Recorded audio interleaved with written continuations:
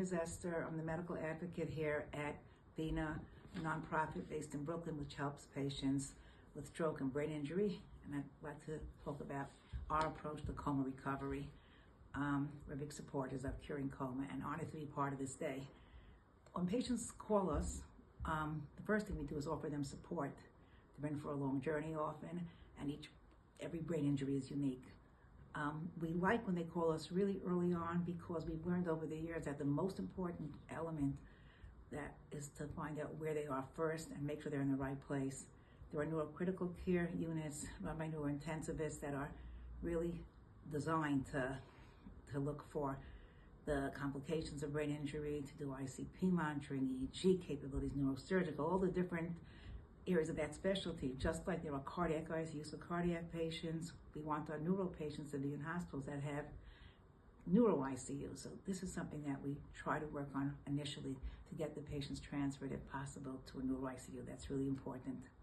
Early on, we also discuss insurance. There may be changes they can make in their insurance. If they have managed Medicare, that will make life much easier along their journey. We educate the family.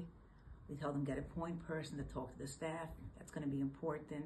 The staff wants to work with you. You're a critical part of the team. You're the ones who can very initially see if the patient's doing better or worse. You know them best, but it can't be loads of different family members talking to the team. They can't work efficiently that way.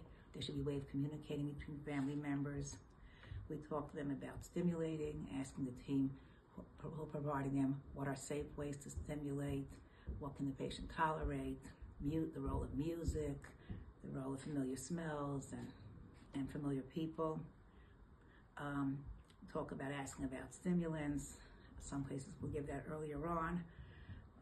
Advocating medically, reminding staff sometimes gently to turn the patient who hasn't been turned.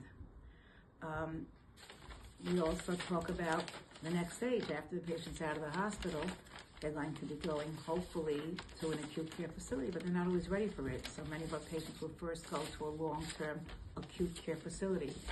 This is called an LTAC. Many patients confuse it with families confuse it with a LTC, a long-term care facility, and that can be very confusing. So we tell them a recovery hospital, available in about half the states.